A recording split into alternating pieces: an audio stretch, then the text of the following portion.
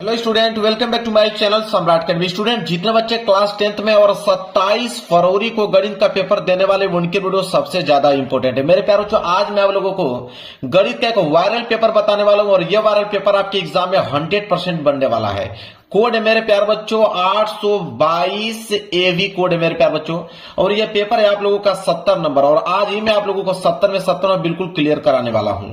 सबसे जो पहला काम आप लोगों को करना है वो है अनुक्रमांक और नीचे अपना नाम सही से डाल लेना है। इस पेपर को हल करने के लिए आपके पास समय मिला है 3 घंटे 15 मिनट। 3 घंटे 15 मिनट के अंदर इस क्वेश्चन पेपर को आप लोगों को सॉल्व करना होगा। नीचे जब आप बढ़ोगे, नीचे आपको नोट दिया गया है, बोला है कि प्रारंभ के 15 मिनट परीक्षार्थियों को प्रश्न पत्र पढ़ने के लिए निर्धारित है। कह रहा है कि 15 मिनट आपको टाइम दिया जाएगा इस क्वेश्चन पेपर को पढ़ने के लिए, और 3 घंटे में इस क्वेश्चन पेपर को हल करना होगा। नीचे निर्देश दिया गया, निर्देश भी पढ़ना बहुत ही ज्यादा कंपलसरी है। बोला है पहला निर्देश कि सभी प्रश्न अनिवार्य है, इसमें जितने भी प्रश्न दिए गए सारे प्रश्न करना अनिवार्य है। इसके बाद अगला निर्देश है, कह रहा है कि इस प्रश्न पत्र के अ और ब 2 खंड है। यह पेपर 2 खंडों में बना हुआ है, एक तो खंड अ में, दूसरा खंड ब में। इसके बाद अगला है कि खंड अ में 1 अंक के 20 बहुविकल्पीय प्रश्न हैं। खंड अ में आपको 20 बहुविकल्पीय प्रश्न देखने को मिलेगा 20 नंबर का, क्योंकि एक प्रश्न 1 नंबर के लिए पूछा जाएगा। इसके बाद आएगा आप लोगों का खंड ब। खंड ब में 50 अंक के विस्तृत उत्तरीय प्रश्न रहेंगे, जिसमें आप लोगों के 2 नंबर वाले प्रश्न, 4 नंबर वाले प्रश्न और 6 नंबर वाले प्रश्न देखने को मिलेगा खंड ब में। इसके बाद कह रहा है कि खंड ब में कुल कितने प्रश्न रहेंगे, कुल 5 प्रश्न दिए रहेंगे। इसके बाद है कि प्रत्येक प्रश्न के आरंभ में स्पष्ट लिख दिया गया होगा कि उसके कितने खंड आपको करने हैं। अगला निर्देश है कि प्रश्न के अंक उनके सम्मुख अंकित है। कोई भी प्रश्न कितना नंबर का है उसके सामने लिखा हुआ मिलेगा। अगर वो प्रश्न 1 नंबर का है कि 2 नंबर का है कि आपका 4 नंबर का है कि 6 नंबर का है, जितना भी नंबर का कोई भी प्रश्न होगा उसके सामने लिखा हुआ मिलेगा पेपर में। इसके बाद कह रहा है कि प्रथम प्रश्न से आरंभ कीजिए और अंतिम प्रश्न तक करते जाइए। जो प्रश्न न आता हो उस पर समय नष्ट न कीजिए। कह रहा है कि शुरू से लेकर लास्ट तक सारे प्रश्नों को करना है। जो प्रश्न नहीं आ रहा है उससे समय नुकसान करने की जरूरत नहीं है, आगे बढ़ जाइए। लास्ट में जब आपके पास समय बचेगा तो उसको देखिएगा। इसके बाद है कि यदि रफ कार्य के लिए स्थान अपेक्षित है तो उत्तर पुस्तिका के बाएं पृष्ठ पर कीजिए और फिर काट दीजिए और उस पृष्ठ पर कोई हल न कीजिए। कह रहा है कि अगर रफ कार्य करना होगा तो जो उत्तर पुस्तिका मिलेगा उसके बाएं पृष्ठ पे आप रफ कार्य कर सकते हो। रफ कार्य करने के बाद उसको यहाँ पे काट दीजिएगा और उस पे लिख भी सकते हैं आप रफ कार्य। रफ कार्य लिखने के बाद उस पे काट का निशान लगा दीजिएगा। इसके बाद अगला कह रहा है कि रचना के प्रश्नों के हल में रचना न मिटाएं। यदि पूछा गया हो तो रचना के पद संक्षेप में अवश्य लिखें। कहने का मतलब है कि कुछ प्रश्न रचना वाला होगा, तो जो रचना वाला प्रश्न होगा उसमें रचनाएं आपको करना होगा। तो जब आप रचनाएं करेंगे तो उसको मिटाना नहीं, उसको उसी तरह छोड़ देना है। इसके बाद है लास्ट निर्देश कि जिन प्रश्नों के हल में चित्र खींचना आवश्यक है उनमें स्वच्छ एवं शुद्ध चित्र अवश्य खींचिए। बिना चित्र के ऐसे हल अपूर्ण और अशुद्ध माने जाएंगे। कह रहा कि बहुत सारे गणित में ऐसे प्रश्न है इसमें कि जिसमें चित्र बनाना होगा, तो जिसमें चित्र बनाना होगा उसमें चित्र आपको बनाना पड़ेगा। चित्र अगर नहीं बनाएंगे तो ऐसे हल आपके अशुद्ध माने जाएंगे, मतलब आपके नंबर काट लिए जाएंगे, ऐसे हल आपको गलत माने जाएंगे। तो जिसमें चित्र बनाना होगा उसमें चित्र बनाना पड़ेगा आप लोगों को। पेपर आप लोगों का यहां से स्टार्ट हो गया है। सबसे पहले देखिए दिया हुआ है खंड अ, और खंड अ में दिया हुआ है बहुविकल्पीय प्रश्न। 20 बहुविकल्पीय प्रश्न आप लोगों को मिलेगा, जिनका उत्तर आपको OMR शीट पे करना होगा। आपको एक OMR शीट मिलेगी, उसी में रंगना होगा आप लोगों को। कि देखिए पहला प्रश्न क्या बोला है यहाँ पे। पहला प्रश्न बोला है कि किसी वृत्त पर एक वाय बिंदु से खींची जाने वाली स्पर्श रेखाओं की अधिकतम संख्या होगी। 1 नंबर के लिए प्रश्न मेरे प्यारे बच्चों, 4 ऑप्शन आपके पास दिया गया है। अब देखिए कितना सिंपल प्रश्न है। कह रहा है कि किसी वृत्त पर, मान लीजिए कि मैं यहाँ पे कोई वृत्त बना लेता हूं, ये वृत्त हो गया। तो कह रहा है किसी वृत्त पर वाय बिंदु से, यहाँ पे कोई बाहर बिंदु है, तो वाय बिंदु से खींची जाने वाली स्पर्श रेखा कितनी हो सकती है। तो देखिए वाय बिंदु से एक तो स्पर्श रेखा हम यहाँ पे खींच सकते हैं और एक स्पर्श रेखा हम यहाँ से खींच सकते हैं। इसके अलावा कोई भी स्पर्श रेखा हम खींच नहीं सकते हैं। तो किसी वृत्त पर वाय बिंदु से केवल 2 ही स्पर्श रेखा खींची जा सकती है। इसलिए मेरे प्यारे बच्चों इसका जो राइट आंसर हो जाएगा वो हो जाएगा बी वाला। यहाँ पे बी वाला जो होगा 2, बिल्कुल करेक्ट आंसर हो जाएगा। देखिए कितना अच्छे तरीके से मैंने इस क्वेश्चन को समझाया है, समझ में आ गया आप लोगों को। एग्जाम में गलत नहीं करना है आप लोगों को। इसके बाद आते हैं दूसरे प्रश्न की तरफ। दूसरा प्रश्न है कि बिंदु 7,3 की y अक्ष से दूरी क्या होगी। मेरे प्यार बच्चों 1 नंबर के लिए प्रश्न है। तो देखिए मैं एक बात आप लोगों को बता देता हूं कि जब भी y अक्ष से दूरी पूछे तो y अक्ष से दूरी पूछेगा तो वो होता है x का निर्देशांक, ठीक है। जब भी पूछे कि कोई बिंदु देने के बाद कि y अक्ष से दूरी होगी तो होगा x बिंदु का निर्देशांक। तो इसमें x क्या है, इसको हम लोग x बोलते हैं, इसको हम लोग y बोलते हैं। तो x का जो निर्देशांक है वह है 7। तो इसका राइट आंसर जो हो जाएगा मेरे प्यारे बच्चों 7 हो जाएगा। क्लियर है। अगर यही प्रश्न पे x अक्ष से दूरी पूछ देता तो x अक्ष से दूरी पूछेगा तो वहां पे y का निर्देशांक हो जाता। y का निर्देशांक मतलब यहाँ पे आंसर 3 होता। तो इस बात में थोड़ा सा भी कंफ्यूजन मत रखिएगा। यहाँ पे y अक्ष से दूरी पूछा है मतलब कि x का निर्देशांक मतलब 7। सी वाला ऑप्शन जो होगा बिल्कुल राइट आंसर हो जाएगा। क्लियर है मेरे प्यारों, जो कोई दिक्कत नहीं होना चाहिए। इसके बाद हम आगे आते हैं प्रश्न संख्या तीसरे की तरफ। प्रश्न संख्या तीसरा है कि यदि p sin थीटा बराबर q sin थीटा तो कोसेक थीटा का मान क्या होगा। 1 नंबर के लिए प्रश्न है। इसके लिए हमें हल करना होगा मेरे प्यारे बच्चों। तो इसके लिए मैं एक पेज ले लेता हूं, हल करके यहाँ पे आप लोगों को बताता हूं। देखिए बहुत आसान प्रश्न है, थोड़ा सी समझने की देरी है। अब यहाँ पे जो प्रश्न दिया उसको नोट कीजिए। दिया हुआ है कि p sin थीटा, तो यहाँ पे लिखिए आप p sin थीटा बराबर है किसके, q cos थीटा के बराबर है। तो q cos थीटा लिख दीजिए। अब यहाँ पे आपसे क्वेश्चन में क्या पूछा है, क्वेश्चन में आपसे पूछा है कि कोसेक थीटा का मान बताइए, कि कोसेक थीटा का मान क्या होगा। कोसेक थीटा बराबर क्वेश्चन मार्क, ये हमसे पूछा हुआ है। अब देखिए मेरे प्यारे बच्चों हम लोग करेंगे क्या, सबसे पहला जो काम करेंगे हम यहाँ पे जो साइन थीटा है उसको हम लोग लिखेंगे यहाँ पे साइन थीटा। साइन थीटा हमने लिख दिया। अब ये जो कॉस थीटा है गुणा में है तो इसको इधर लाएंगे तो ये किस में आ जाएगा, भाग में आ जाएगा। तो नीचे हो जाएगा कॉस थीटा। क्लियर है। बराबर इधर बच गया आपका क्यू। अब ये जो p गुना में था, p को जब इधर भेजेंगे तो p आ जाएगा यहाँ पे डिवाइड में, भाग में आ जाएगा। तो यहाँ पे निकलेगा साइन थीटा बटे कॉस थीटा बराबर q बटे p। निकलेगा कि नहीं, बिल्कुल। अब हम जानते हैं कि साइन थीटा बटे कॉस थीटा फार्मूला होता है कि साइन थीटा बटे कॉस थीटा बराबर टेन थीटा। तो इतने पार्ट को हम लोग क्या लिख सकते हैं, टेन थीटा लिख सकते हैं। कोई दिक्कत नहीं, टेन थीटा मैंने लिख दिया। टेन थीटा बराबर आ जाएगा यहाँ पे क्यू बटे पी आ जाएगा। कोई दिक्कत आप लोगों को नहीं।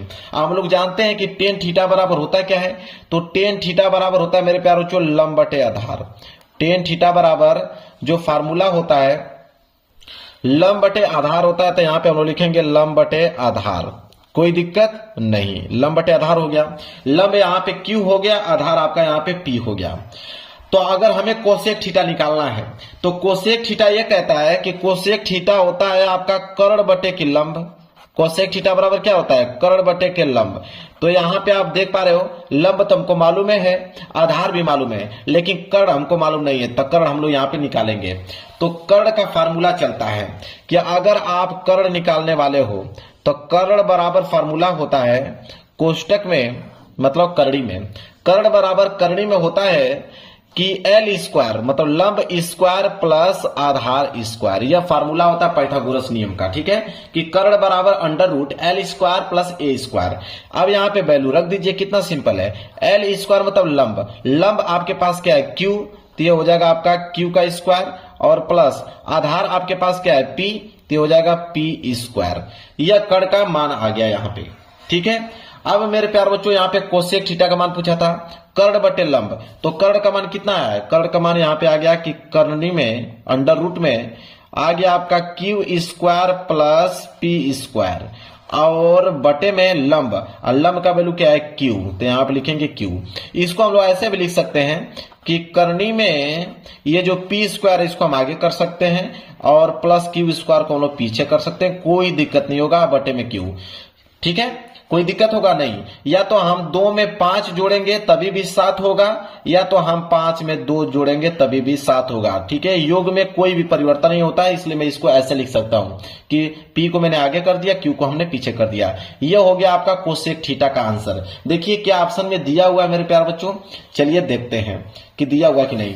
तो यहां पे आप देख पा रहे हैं पहला वाला ऑप्शन ही बिल्कुल इसका राइट आंसर हो जाएगा। करनी में पी स्क्वायर बटे क्यू स्क्वायर बटे क्यू दिया है कि नहीं, बिल्कुल। देखिए जो आंसर यहां है वही आंसर यहां पे पहले वाला ऑप्शन में है। समझ में आ गया? इतना आराम से इसलिए बता रहा हूं ताकि आप पेपर में कोई गलती ना कर पाओ और बिल्कुल सही इसका आंसर देकर आओ। इसलिए मैं बिल्कुल डिटेल में आपको समझा रहा हूं। इतना डिटेल में कोई आपको समझाने वाला नहीं है, पूरे यूट्यूब चैनल की बात कर रहा हूं क्योंकि पूरा डिटेल में आप लोगों को बता रहा हूं। चलिए आगे बढ़ते हैं। अगला प्रश्न है प्रश्न संख्या 4। प्रश्न संख्या 4 है, यह भी प्रश्न 1 नंबर के लिए है कि देखिए 10 1 अंश, 10 2 अंश, 10 3 अंश, डॉट डॉट करते हुए 10 88 अंश इंटू 10 89 अंश का मान पूछा हुआ है। देखिए बिल्कुल सिंपल, इसका आंसर तुरंत आप बता पाओगे मेरे प्यारे बच्चों। इसमें एक लॉजिक चलता है, मैं आपको लॉजिक बता देता हूं। देखिए जब भी इस तरह का प्रश्न आए कि 10 1 अंश, फिर दिया हुआ है आपका 10 2 अंश, इसके बाद है आप लोगों का 10 3 अंश, ठीक है। इसके बाद dot dot dot dot dot, इसके बाद दिया हुआ है आपका 10 88 अंश, इसके बाद दिया हुआ है यहां पे 10 89 अंश। क्लियर है? चलिए अब मैं आपको बता देता हूं, यहां पे नियम यह कहता है, देखिए 10 88 अंश और 10 89 अंश, ठीक है। ये 10 89 अंश से ये 10 1 अंश कट जाएगा। अब आप कहोगे कैसे, समझिए। देखिए 10 88 अंश को हम लोग क्या लिख सकते हैं, 10 88 को हम लोग लिख सकते हैं 10 90 माइनस 2 अंश लिख सकते हैं, कोई दिक्कत नहीं। इसी तरह 10 89 को हम लोग लिख सकते हैं यहां पे कि 10 90 माइनस 1 अंश। जो लोग त्रिकोणमिति पढ़े होंगे उनको बिल्कुल अच्छे तरीके से ये याद हो रहा होगा। तो 10 90 माइनस थीटा कॉट थीटा, इसी तरह 10 90 माइनस 2 अंश ये हो जाएगा आपका कॉट 2 अंश, होगा कि नहीं, बिल्कुल। Into 10 90 minus theta cot theta, 10 90 minus 1 अंश ये हो जाएगा कॉट 1 अंश, होगा, बिल्कुल होगा। हम लोग फार्मूला जानते हैं मेरे प्यारे बच्चों कि कॉट थीटा को हम लोग 1/10 थीटा लिख सकते हैं। तो इसी तरह कॉट 2 अंश है तो इसको हम लोग लिख सकते हैं 1/10 2 अंश, और इंटू इसको हम लोग लिख सकते हैं 1/10 1 अंश, लिख सकते हैं, बिल्कुल लिख सकते हैं। अब देखिए आप, यह क्या होगा कि 10 1 अंश से ये नीचे 10 1 कैंसिल, 10 2 अंश से 10 2 अंश कैंसिल, इसी तरह पूरा कट जाएगा। इसी तरह आगे जितने भी इसमें बीच में आएंगे सारी की सारी संख्या कट जाएंगी। बस बीच में आपका बचेगा तो वो बचेगा 10 45 अंश। बीच में सिर्फ आप लोगों का 10 45 अंश बचेगा और 10 45 अंश का मान होता है मेरे प्यारे बच्चों 1। तो इसका आंसर क्या हो जाएगा मेरे प्यारे बच्चों, 1 हो जाएगा। समझ में आ गया? इसका कंसेप्ट भी मैंने बता दिया ताकि आप अच्छे तरीके से याद कर पाओ। मैं चाहता तो आपको डायरेक्ट आंसर बता सकता था कि जब भी इस तरह का प्रश्न आ जाए तो इसका आंसर 1 होता है, लेकिन आप समझ नहीं पाते कि इसका आंसर 1 होता कैसे है, इसलिए पूरा डिटेल में लिख के मैंने आप लोगों को बता दिया। समझ में आ गया? चलिए आगे बढ़ते हैं मेरे प्यारे बच्चों अगले प्रश्न की तरफ। प्रश्न संख्या 5वां देखिए, प्रश्न संख्या 5वां क्या है। प्रश्न संख्या 5वां बोला है कि यदि समीकरण दिया हुआ है कि यदि समीकरण 3x square plus 5x minus Q बराबर 0 के मूल बराबर है तो क्यू का मान क्या होगा। यह भी प्रश्न 1 नंबर के लिए है। देखिए मेरे प्यारे बच्चों, इसको कैसे हम लोग हल करेंगे। तो जो समीकरण दिया हुआ है आपका कि 3x स्क्वायर और प्लस 5x माइनस क्यू बराबर 0, बोला है कि मूल बराबर है तो क्यू का मान पूछा है। तो यह आपका द्विघात समीकरण है और द्विघात समीकरण का जो स्ट्रक्चर होता है वो होता है ax स्क्वायर प्लस bx और प्लस c बराबर 0। इससे हम लोग क्या करेंगे, तुलना करेंगे।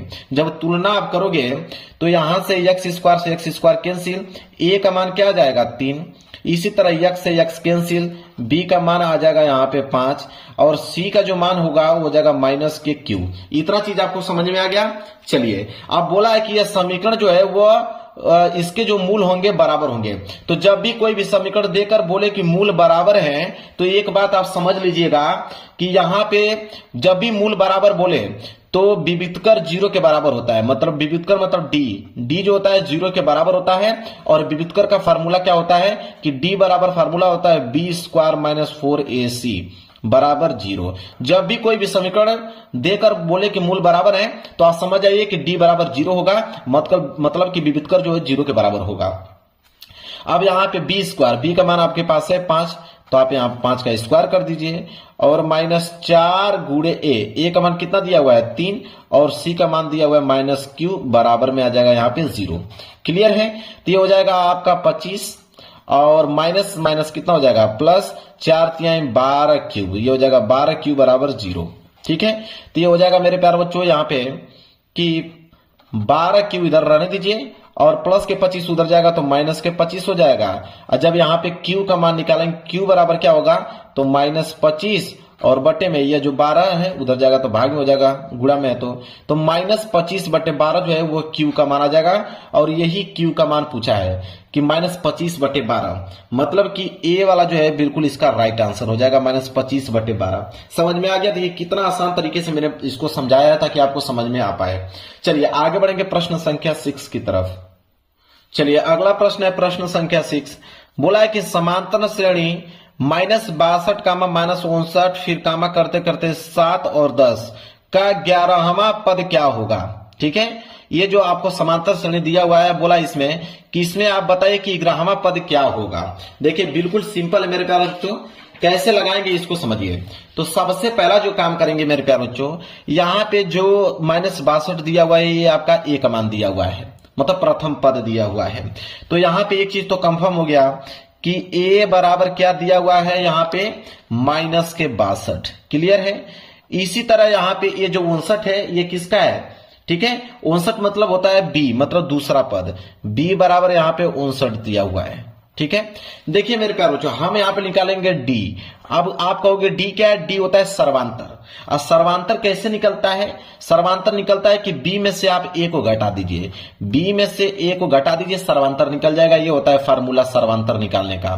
तो निकाल दीजिए, तो हो जाएगा d बराबर b, b का मान कितना दिया हुआ है -59, तो लिखेंगे -59 फिर माइनस ए भी आपका कितना है -62 है, तो आप -62 लिखोगे। अब यहाँ पे d बराबर क्या हो जाएगा -59 और माइनस माइनस प्लस, ये हो जाएगा आपका 62।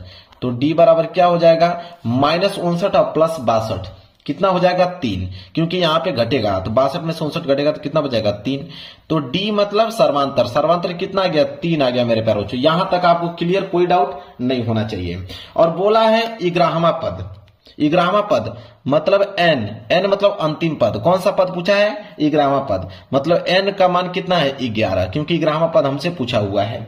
हम जानते हैं फार्मूला, चूंकि हम लोग जानते हैं फार्मूला कि अगर a का nवां पद पूछे तो a का nवां पद का फार्मूला होता है कि a1 और प्लस n-1 इंटू डी, यह फार्मूला होता है। तो हमसे 11वां पद पूछा है तो a का हमें 11वां पद पूछा है, तो a का 11वां पद बराबर क्या हो जाएगा a1 मतलब पहला पद कितना है -62, तो लिखोगे -62 प्लस n मतलब कौन सा पद पूछा था 11वां, तो 11 -1 इंटू डी मतलब सर्वांतर कितना है 3 आ गया है। अब इसको हल करोगे कितना आ जाएगा -62 और प्लस 11 में से 1 जाएगा तो 10 और 10 यहाँ कितना हो जाएगा 30। अब यहां से जब घटाओगे मेरे प्यारे बच्चों -62 प्लस 30 तो आ जाएगा -32। -32 11वां पद क्या कहलाएगा -32 कहलाएगा। ये हो जाएगा इसका राइट आंसर। -32 का मतलब यहाँ पे बी वाला जो है बिल्कुल करेक्ट आंसर हो जाएगा मेरे प्यारे बच्चों। अब इतना डिटेल में कोई समझा नहीं पाएगा आपको, ठीक है। चलिए आगे बढ़ते हैं अगले प्रश्न की तरफ। प्रश्न संख्या 7वां, प्रश्न संख्या 7वां बोला है कि यदि पीई, ठीक है, पीई का वैल्यू दिया हुआ है 0.05, तो बोला है कि तो पीई का मान होगा। अब इसका मतलब समझिए क्या बोला है। इसका मतलब यह है, इसका मतलब यह है मेरे प्यारे बच्चों, पीई का मतलब यह है कि कोई भी घटना है जिसकी प्रायिकता आपको दिया हुआ है। यह P जो है कोई घटना है, उस घटना का प्रायिकता दिया हुआ है 0.05। अब बोला है यहाँ पे कि P और E पे 12, इसका मतलब यह होता है कि इसकी पूरक घटना की प्रायिकता बताइए। और कोई घटना की प्रायिकता यह है तो इसी घटना की पूरक प्रायिकता क्या होगी, यह क्वेश्चन में पूछा हुआ है। तो इसका बल लॉजिक होता है मेरे प्यारे बच्चों, जब भी पूरक घटना की प्रायिकता पूछे तो यहां पे कैसे हम लोग लगाते हैं, इसका फॉर्मूला चलता है। देखिए, जब भी पूरक घटना की प्रायिकता आपसे पूछे तो वो क्या करते हैं हम लोग, एक में से जो प्रायिकता दी होती है उसको हम लोग घटा देते हैं। तो यहाँ पे आंसर क्या हो जाएगा, एक में से जो प्रायिकता दिया हुआ है, प्रायिकता क्या दिया हुआ है 0.05, जब इसको आप घटाओगे मेरे प्यारे बच्चों तो आ जाएगा 0.95, ये आ जाएगा इसकी पूरक घटना की प्रायिकता पी ई पे बार। तो 0.95 दिया हुआ है, बिल्कुल मेरे प्यारे बच्चों डी वाला ऑप्शन जो है बिल्कुल राइट आंसर हो जाएगा। समझ में आ गया आप लोगों को इस क्वेश्चन का मतलब। चलिए आगे बढ़ते हैं, अगला प्रश्न देख लीजिए क्या है। अगला प्रश्न है प्रश्न संख्या 8वां। प्रश्न संख्या 8वां दिया हुआ है कि एक थैले में 3 लाल और 5 काली गेंदें हैं। बोला है कि इस थैले में एक गेंद जो है या त्रिछाया निकाली जाती है, तो गेंद के लाल होने की प्रायिकता क्या होगी। 1 नंबर के लिए प्रश्न है, बिल्कुल आसान प्रश्न है मेरे प्यारे बच्चों। देखिए कैसे इसको हल करेंगे। बोला हुआ है मेरे प्यारे बच्चों कि एक थैले में 3 लाल गेंद है, मतलब लाल का मतलब रेड, रेड गेंद कितनी है 3। इसके बाद 5 काली गेंदे, काली का मतलब बी, ब्लैक गेंदे कितनी है 5 है।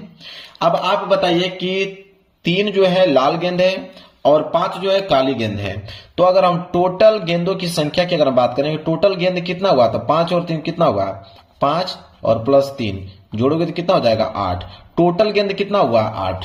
ठीक है, अब बोला है कि लाल गेंद होने की प्रायिकता होगी, तो टोटल प्रायिकता क्या कहता है कि जितना टोटल है नीचे आप लिख लो, तो 8 टोटल गेंद है। अब इस 8 में से लाल गेंद होने की प्रायिकता, तो लाल गेंद कितना है 3, तो यहां पे हो जाएगा 3, मतलब 3/8 जो इसका राइट आंसर हो जाएगा। अगर क्वेश्चन में पूछ ले यहीं पे कि काली गेंद होने की प्रायिकता, तो यहां पे 5 हो जाए, 5/8 हो जाता। क्लियर है, तो 3/8 जो इसका राइट आंसर हो जाएगा, मतलब ए वाला जो है बिल्कुल करेक्ट आंसर हो जाएगा इसका 3/8। समझ में आ गया, कोई भी डाउट आप लोगों को नहीं होना चाहिए। देखिए मेरे पास जो अगला प्रश्न है प्रश्न संख्या 9।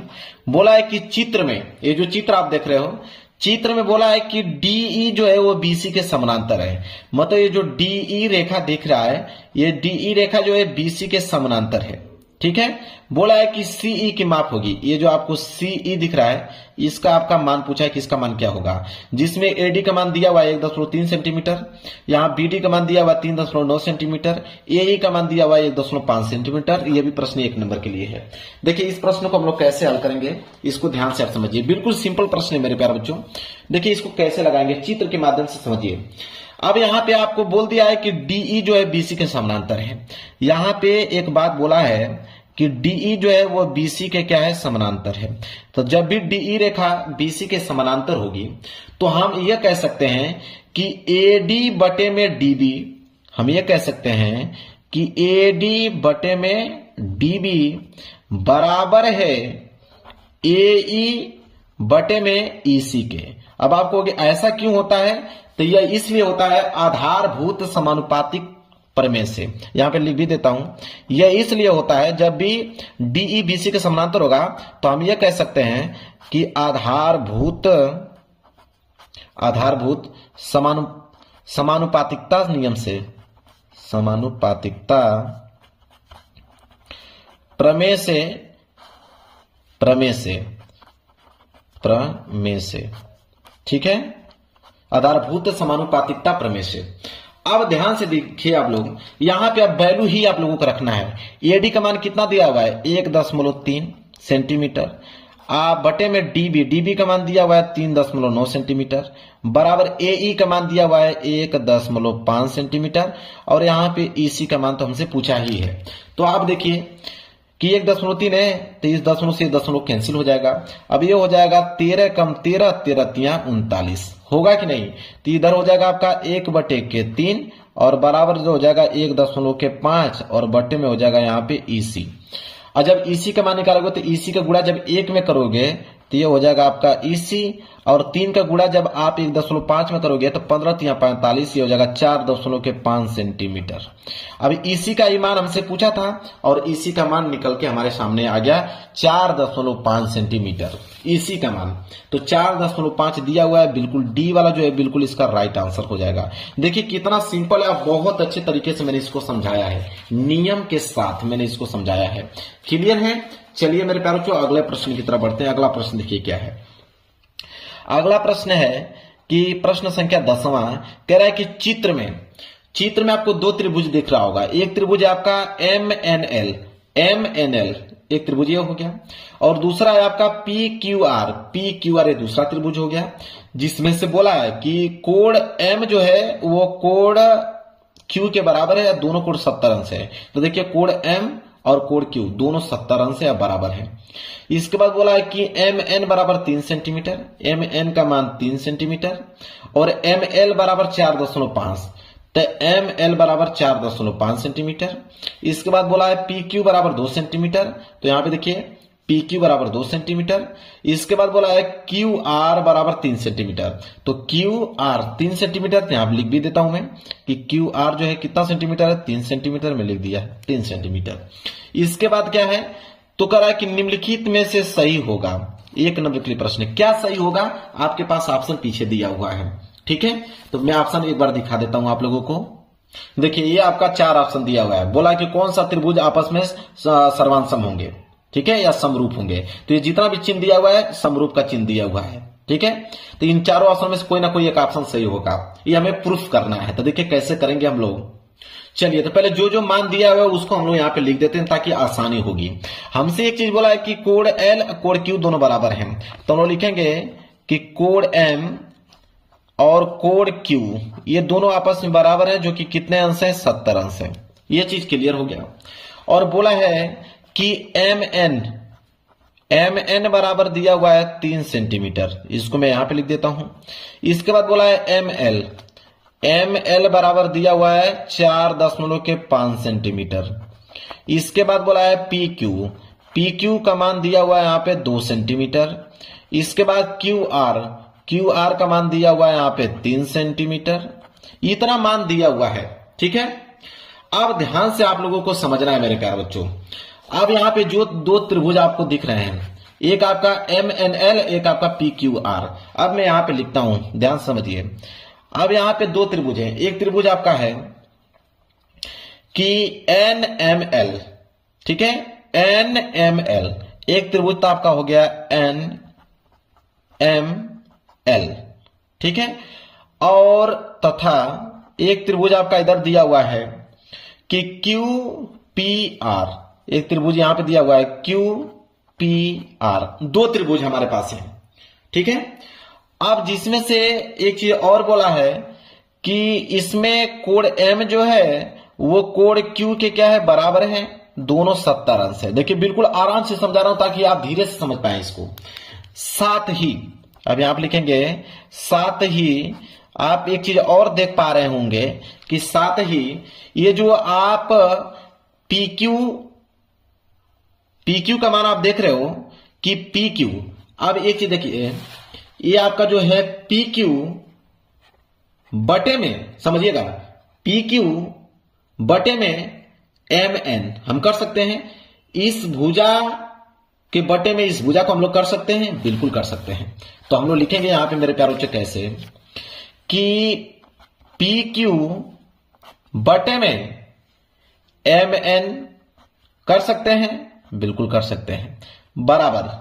ठीक है, इसका मान आप इधर लिख लीजिए। पी क्यू का मान कितना है, पी क्यू का मान यहां पे 2 और बटे में एम एन का मान दिया हुआ 3। इतना चीज आपको कंफर्म हुआ कि नहीं, क्लियर है। चलिए, इसके बाद हम लोग क्या करेंगे मेरे प्यारे बच्चों, यहां पे जो क्यू आर दिख रहा है तो हम लोग लिखेंगे क्यू आर, और इसके बटे में हम लोग इस वाले भुजा को कर सकते हैं, एम एल भुजा को कर सकते हैं, बिल्कुल कर सकते हैं। आप भी समझ में आ जाएगा आप लोगों को। जो जो मान दिया है उसका हम समानुपात बना रहे हैं। तो क्यू आर का मान तो दिया हुआ है 3 और बटे में एम एल का मान दिया हुआ है 4.5। क्लियर है। अब देखिए ध्यान से, अब क्या होगा, इस 10 कटाओगे तो यहाँ पे एक 0 बढ़ाओगे तो ये हो जाएगा आपका 15 दूनी के 30 और 15 तिया 45। ये भी आ जाएगा 2/3, इसका मान भी आपका 2/3। तो हम इसलिए यह कह सकते हैं कि ये पी क्यू बटे में एम एन जो है वो तो बराबर हो गया किसके, क्यू आर बटे के एम एल के बराबर। मतलब ये दोनों बराबर हैं, तो इसलिए मैं इसको कह सकता हूं कि ये दोनों बराबर हो गए। ठीक है, तब ये दोनों बराबर हो गए तो हम लोग कह सकते हैं यहां पे मेरे प्यारे बच्चों, हम लोग यहां पे नियम कौन सा लगाएंगे कि 2 त्रिभुज, यहां पे नियम लगेगा कि 2 त्रिभुज की यस ए एस, मतलब 2 भुजाएं और 1 कोण बराबर है। दोनों भुजाएं बराबर हो गए कि नहीं आपस में, और एक कोण 70-70 अंश बराबर हो गया। तो हम लिखेंगे दो त्रिभुज की यस ए एस समरूपता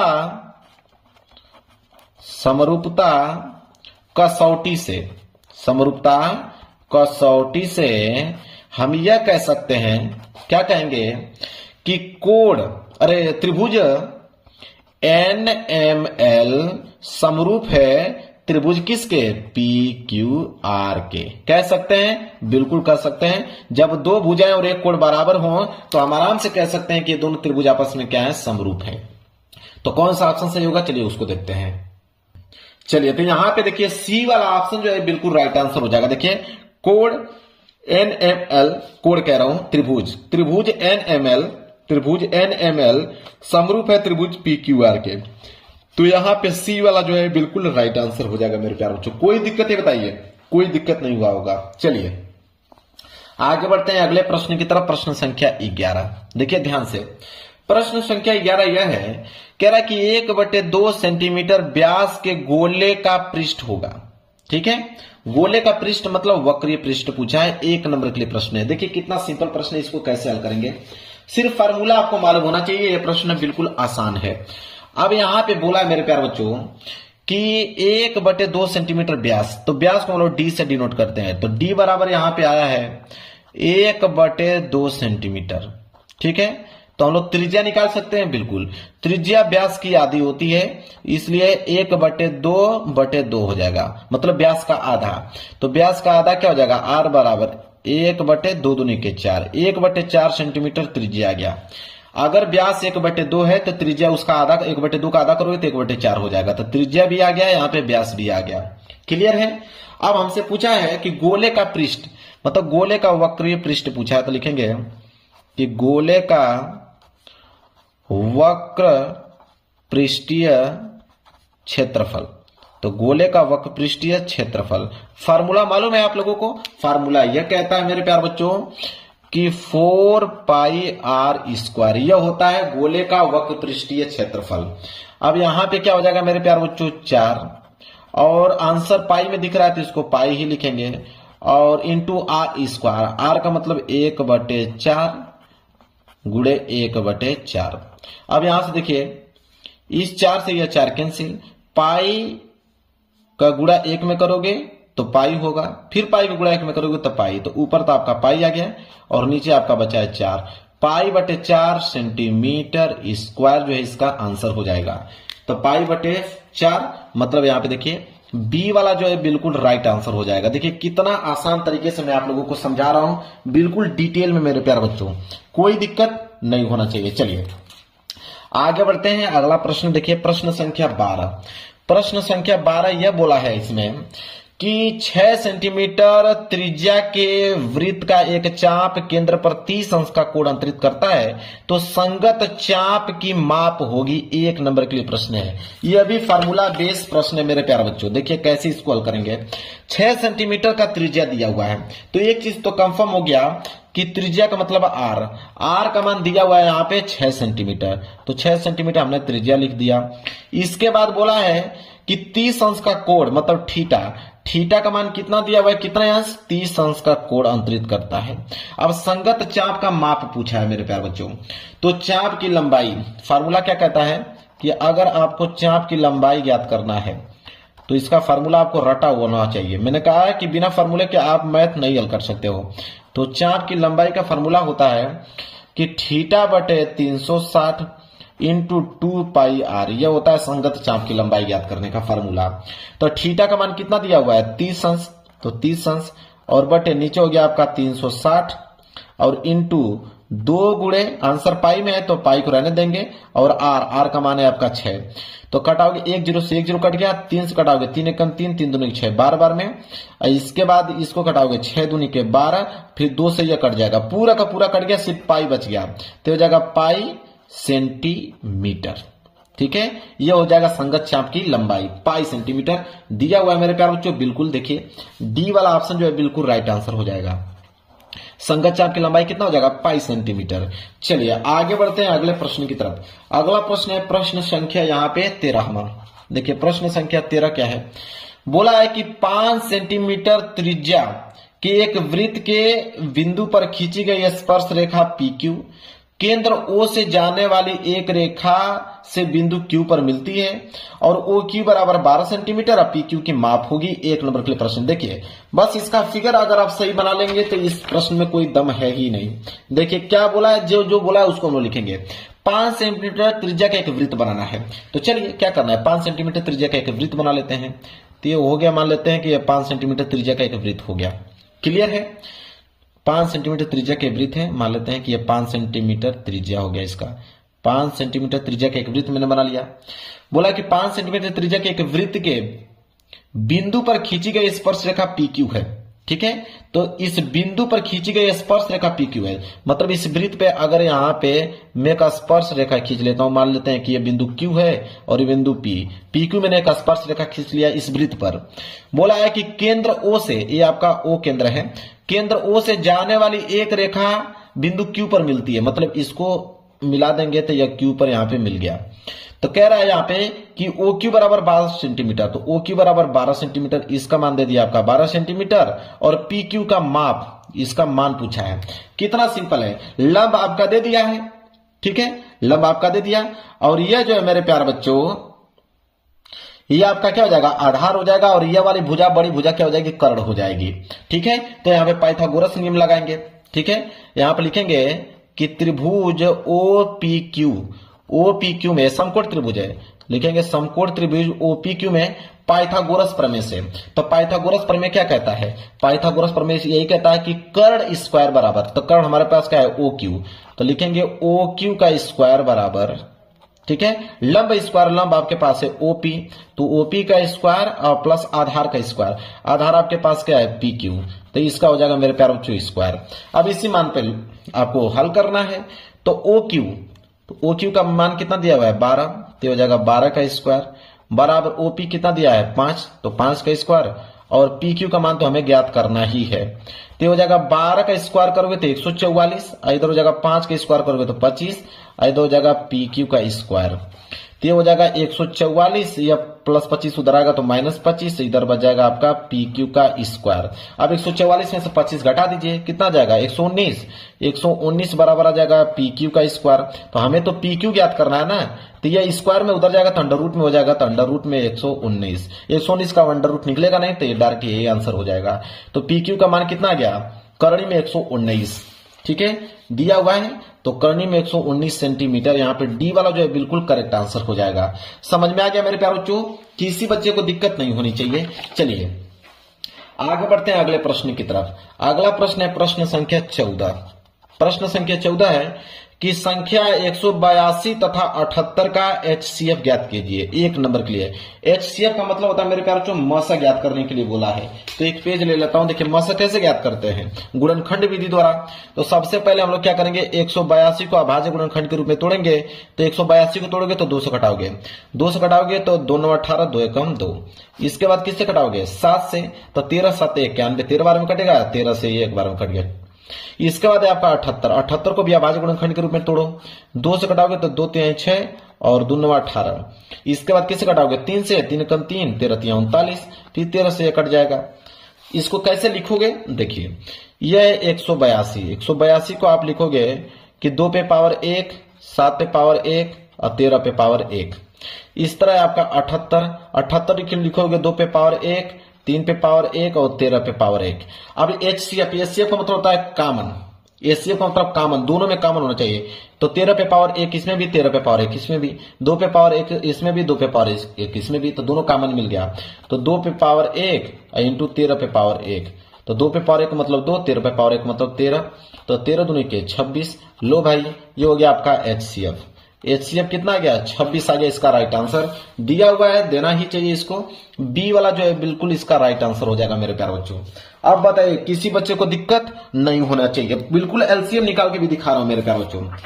चलिए आगे बढ़ते हैं अगले प्रश्न की तरफ। प्रश्न संख्या 15। प्रश्न संख्या 15 है कि एक बेलन की आधार की त्रिज्या 3.5 सेंटीमीटर है और इसकी ऊंचाई जो है 8.4 सेंटीमीटर हो, तो उसका वक्र पृष्ठीय क्षेत्रफल ज्ञात कीजिए। अब बताइए बेलन बनता कैसे, आपको भी मालूम है कि यह आपका मेरे प्यारे बच्चों बेलन, ये आपका हो गया बेलन, ठीक है। और बोला यहाँ पे एक बेलन के आधार की त्रिज्या, ये आधार की जो त्रिज्या है r, तो r बराबर दिया हुआ है 3.5 सेंटीमीटर, और यह इसकी हो जाएगी हाइट, ठीक है। हाइट h बराबर दिया हुआ है 8.4 सेंटीमीटर। क्लियर है। अब बोला है कि उसका वक्र पृष्ठीय क्षेत्रफल ज्ञात कीजिए। तो बेलन का वक्र पृष्ठीय क्षेत्रफल बराबर फार्मूला क्या होता है, तो लिखेंगे यहाँ पे कि बेलन का वक्र पृष्ठीय क्षेत्रफल, बेलन का वक्र पृष्ठीय क्षेत्रफल बराबर फार्मूला क्या कहता है, फार्मूला यह कहता है कि 2 पाई आर एच, ये होता है बेलन का वक्र पृष्ठीय क्षेत्रफल। तब ये हो जाएगा मेरे प्यार बच्चों 2 और पाई, और आर का मान कितना दिया हुआ है 3.5 इंटू एच 8.4। जब आपस में मल्टीप्लाई करोगे पूरा तो यह आ जाएगा 58.8 पाई सेंटीमीटर स्क्वायर, 58.8 पाई सेंटीमीटर स्क्वायर। तो पहला वाला ऑप्शन तो होगा नहीं, दूसरा वाला भी ऑप्शन नहीं होगा, ये प्रश्न 1 नंबर के लिए है। चलिए तीसरा और चौथा ऑप्शन देखते हैं। देखिए चौथा वाला ऑप्शन जो होगा बिल्कुल राइट आंसर हो जाएगा, दिया ना 58.8 पाई सेंटीमीटर स्क्वायर। चलिए आगे बढ़ते हैं प्रश्न संख्या 16 की तरफ। देखिए प्रश्न संख्या 16 क्या है उसको ध्यान समझिए। बोला है कि 4 सेंटीमीटर त्रिज्या वाले एक वृत्त के त्रिज्यखंड का कोण 60 अंश है, तो उसका क्षेत्रफल पूछा है। 1 नंबर के लिए प्रश्न है, बिल्कुल सिंपल है मेरे प्यारों, ये भी फार्मूला बेस्ड प्रश्न ही है। सबसे पहले दिया है 4 सेंटीमीटर त्रिज्या, त्रिज्या नाम सुनते ही आपको मालूम चल गया होगा कि आर का मान दिया हुआ है 4 सेंटीमीटर। इसके बाद बोला है कि वृत्त के त्रिज्यखंड का कोण मतलब थीटा का मान दिया हुआ है 60 अंश। इसके बाद बोला है उसका क्षेत्रफल ज्ञात करने के लिए त्रिज्यखंड का क्षेत्रफल, फार्मूला मालूम होना चाहिए। देखिए लिख लीजिए, नोट कर लीजिए कि त्रिज्यखंड का क्षेत्रफल, तो त्रिज्यखंड का जो क्षेत्रफल का फार्मूला होता है वो होता है मेरे प्यार जो थीटा बटे 360, इसके बाद क्षेत्रफल है तो पाई आर स्क्वायर, ठीक है। यह मान होता है, इसका मतलब फार्मूला होता है। तो थीटा का मान कितना दिया हुआ है 60, और बटे में नीचे हो जाएगा 360, और पाई को रहने दीजिए, आर स्क्वायर मतलब 4 गुणे 4, तो ये हो जाएगा 60 से को बार में कट जाएगा 6 बार में कट जाएगा, ये हो जाएगा 2 तिहाई 6 और 2 दूनी के 4, 4 दूनी के 8, तो 8 ऊपर नीचे बचा 3, और यहां हो जाएगा आपका पाई 8 बटे 3 पाई सेंटीमीटर स्क्वायर, क्योंकि क्षेत्रफल है। ये इसका आंसर आ गया 8 बटे 3 पाई सेंटीमीटर स्क्वायर। तो देखिए दिया हुआ है यहां पे, देखिए मेरे प्यार 8 बटे 3 पाई सेंटीमीटर स्क्वायर, बी वाला ऑप्शन जो होगा बिल्कुल राइट आंसर हो जाएगा। ठीक है, समझ में आ गया आप लोगों को, कोई दिक्कत नहीं होना चाहिए। चलिए आगे बढ़ते हैं प्रश्न संख्या 17 की तरफ। देखिए प्रश्न संख्या 17 क्या है उसको समझिए। बोला है प्रश्न संख्या 17 की द्विघात समीकरण दिया हुआ है x square plus x minus 1 बराबर 0 का विविधकर होगा। अब विविधकर पूछा है, देखिए कितना सिंपल है मेरे प्यारे बच्चों। विविधकर का मतलब होता है डी बराबर फॉर्मूला होता है बी स्क्वायर माइनस 4ac। अब यहां से वैल्यू रख लीजिए, तो बी का मान है x का गुणांक, x का गुणांक 1 होता है, तो हो जाएगा a का स्क्वायर माइनस 4 गुणे a मतलब x स्क्वायर का गुणांक, किसके आगे भी 1 है, और c का मान है माइनस 1, तो हो जाएगा आपका a का स्क्वायर 1 और माइनस माइनस प्लस 4 एकम 4, तो 4 और 1 कितना हो जाएगा 5।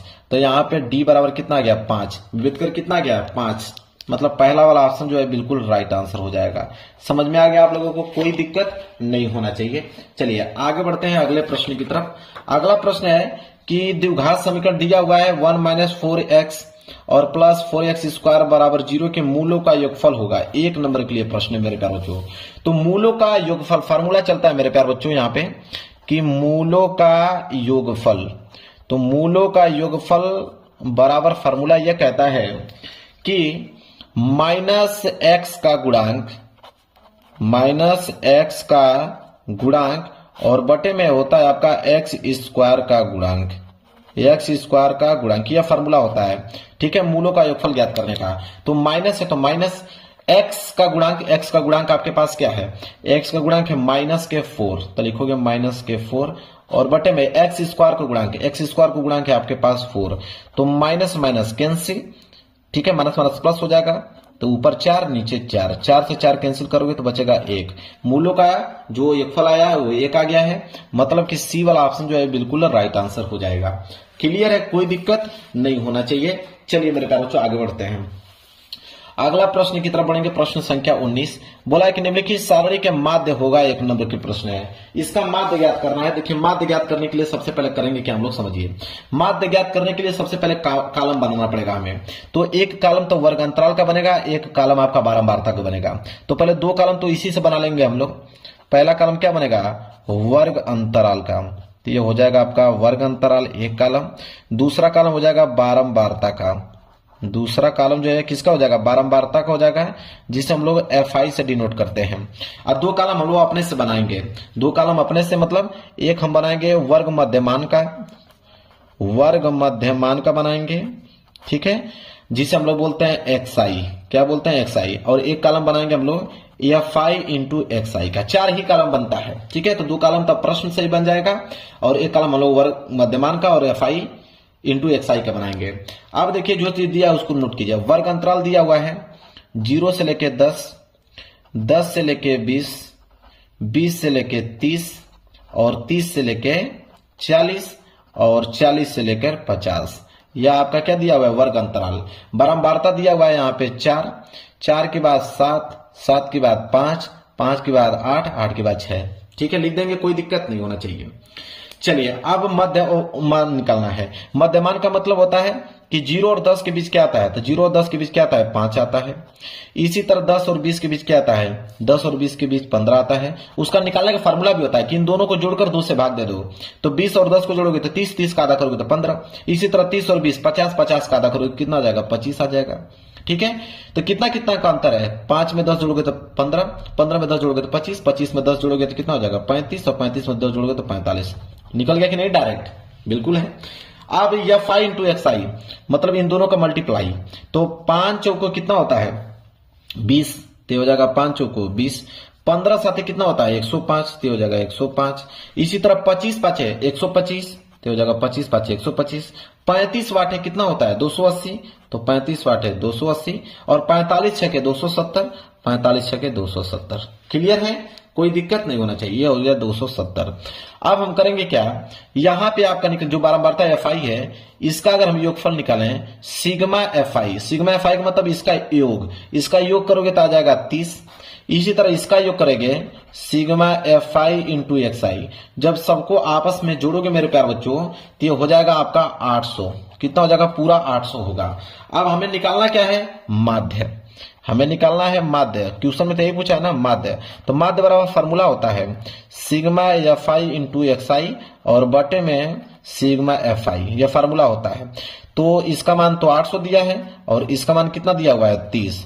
जब आपस में इसको कटाओगे मेरे प्यार बच्चों तो आ जाएगा आपका 26.66। कितना आ जाएगा, 26.66। इसका राइट आंसर आ जाएगा, दिया हुआ है 26.66। बी वाला ऑप्शन जो है बिल्कुल राइट आंसर हो जाएगा। क्लियर है मेरे प्यारे बच्चों। अब इतना आसान तरीका कोई नहीं बताएगा आप लोगों को। देखिए कितना डिटेल में एक एक अंक लिख के मैं आप लोगों को समझाया हूं। चलिए अगले प्रश्न की तरफ बढ़ते हैं। देखिए अगला प्रश्न है प्रश्न संख्या 20वां कि निम्नलिखित सारणी के माध्यक वर्ग होगा, एक नंबर के लिए। अभी माध्य पूछा था, अब यहाँ पे माध्यक वर्ग पूछ रहा है कि माध्यक वर्ग क्या होगा। देखिए माध्यक वर्ग निकालने के लिए भी हमें कॉलम बनाने की आवश्यकता है। तो एक वर्ग अंतराल, एक बारंबारता, ये तो कॉलम बन ही जाएगा। तो जब भी माध्यक वर्ग निकालने के लिए बोले देखिए कैसे निकालते हैं। तो एक कॉलम बनेगा वर्ग अंतराल का, वर्ग अंतराल का एक कॉलम बन गया, और एक कॉलम बनेगा किसका, बारंबारता का। तो एक कॉलम हम लोग बारंबारता को बना देते हैं, ठीक है, F का। जब भी माध्यक वर्ग निकालने की बात करें तो हम लोग संचयी बारंबारता निकालते हैं। क्या निकालते हैं, अगला कॉलम हो जाएगा संचयी बारंबारता। संचयी बारंबारता को हम लोग किससे डिनोट करते हैं मेरे प्यारे बच्चों, CF से डिनोट करते हैं, CF से। अब देखिए वर्ग अंतराल क्या दिया हुआ है, 0 से लेके 10, 10 से लेके 20, इसके बाद 20 से लेके 30, और 30 से लेके 40, ठीक है, और 40 से लेके 50। दिख रहा है आपको, 40 से लेके 50। ये आपका वर्ग अंतराल दिया है, बारंबारता भी दिया हुआ है। इसका बारंबारता 8, इसका बारंबारता दिया था 6, इसका बारंबारता 11, और इसका बारंबारता 18, और इसका बारंबारता 6। जो बारंबारता दिया है उसके सामने मैंने यहाँ पे लिख रखा है। क्लियर है। संचयी बारंबारता कैसे निकलता है वो समझिए। संचयी बारंबारता ये कहता है कि 8 है तो यहाँ पे 8 लिख दीजिए, फिर 8 में इस 6 को जोड़िए तो 8 और 6 कितना हो जाएगा 14। अब 14 में 11 को जोड़िए कितना हो जाएगा 25, 25 में 18 को जोड़िए कितना हो जाएगा 43, अब इस 43 में 6 को जोड़िए, कितना हो जाएगा 49। ऐसे संचयी बारंबारता निकलता है। अब यहाँ पे टोटल योग जोड़ोगे ना तो 49 ही आएगा। जब इसका योग जोड़ोगे तो ये कितना आ जाएगा 49 आ जाएगा। ठीक है, तो जब भी माध्यक वर्ग निकालना हो, ठीक है, तो माध्यक वर्ग जो होता है या योग जो है n आया है, योग को n से डिनोट करते हैं, और माध्यक वर्ग निकालने के लिए हमें n/2 करना होता है, मतलब 49 का हमें आधा करना पड़ेगा। 49 का आधा करोगे तो कितना आ जाएगा 24.5, 24.5 आएगा। अब ये 24.5 किस में है, 24.5 तो 25 में ही होगा ना, 24.5 25 में होगा, तो 25 का मतलब यहाँ पे 20 और 30, तो वर्ग अंतराल क्या आ जाएगा इसका 20 और 30, मतलब माध्यक वर्ग जो है 20 और 30 होगा। दिया है 20 और 30, देखिए ऑप्शन में दिया है कि नहीं, तो 20 और 30 का देखोगे बी वाला ऑप्शन जो है बिल्कुल राइट आंसर हो जाएगा। समझ में आ गया मेरे प्यारे बच्चों। तो जब भी माध्यक वर्ग बोले तो वर्ग अंतराल, बारंबारता, संचयी बारंबारता निकालने के बाद जो योग आएगा उसका आधा कर लेते हैं, आधा करने के बाद देखेंगे किस में है, फिर उसका जो वर्ग अंतराल होगा वही माध्यक वर्ग कहलाएगा। चलिए अब आएगा मेरे प्यारे बच्चों यहाँ पे खंड खंड 20 बहुविकल्पीय प्रश्न मैंने बता दिया, और 20 में 20 नंबर बिल्कुल सही होना चाहिए मेरे प्यारे बच्चों आप लोगों का। क्लियर है, कोई डाउट आप लोगों का नहीं होना चाहिए। अब आगे यहाँ पे खंड ब, और खंड ब प्रश्न संख्या 21 बोला है कि सभी खंड आपको करना है, जितना भी खंड इसमें दिया गया है। तो क वाला खंड दिया है कि यदि बिंदु x, 5 और 2, -3 के बीच की जो दूरी है वो है 17 मात्रक, तो x का मान ज्ञात कीजिए कि x का मान क्या होगा। और यह प्रश्न कितने नंबर के लिए, 2 नंबर के लिए प्रश्न पूछा गया हुआ है। देखिए मेरे प्यारे बच्चों इसको कैसे हम लोग हल करेंगे, तो सबसे पहला जो काम करेंगे हम लोग वह है कि इनको नोट करेंगे। क्या नोट करेंगे, जो 2 बिंदु दिया हुआ है, तो एक बिंदु यहां पे है और एक बिंदु यहां, तो दोनों बिंदुओं के बीच की दूरी दिया हुआ है 17 मात्रक, तो ये तो हो जाएगा आपका 17 मात्रक। और 2 बिंदु का निर्देशांक भी दिया हुआ है, एक दिया है x, 5 और एक दिया हुआ है आपका 2, -3। क्लियर है, यहां तक समझ आ गया आप लोगों को। चलिए अब हम करेंगे क्या, यह आपका हो जाएगा x1, y1 और ये हो जाएगा आपका x2, y2। कोई दिक्कत नहीं होना चाहिए। अब देखिए यहाँ पे 2 बिंदुओं के बीच की दूरी का सूत्र होता है d बराबर फार्मूला यह कहता है 2 बिंदुओं के बीच की दूरी का सूत्र कि x2 -x1 का होल स्क्वायर और प्लस y2 -y1 का होल स्क्वायर। यह फार्मूला होता है 2 बिंदुओं के बीच की दूरी का। अब इसमें वैल्यू आपको पुटअप करना है, जैसे x2, तो x2 का वैल्यू कितना दिया हुआ है 2 और -x1 का वैल्यू दिया हुआ है x, तो इसका हो जाएगा होल स्क्वायर प्लस y2 का मान कितना है -3 और माइनस y1 का मान कितना है 5, इसका हो जाएगा होल स्क्वायर। और जब इसको हल करोगे तो यह हो जाएगा आपका करनी में 2 - x का होल स्क्वायर और प्लस -3 और -5 कितना हो जाएगा -8 का होल स्क्वायर। होगा कि नहीं, बिल्कुल होगा। अब करेंगे हम क्या, दोनों पक्षों का वर्ग करने पे। अब आप यहाँ पे डालोगे दोनों पक्षों का, लिखोगे दोनों पक्षों का वर्ग करने पर।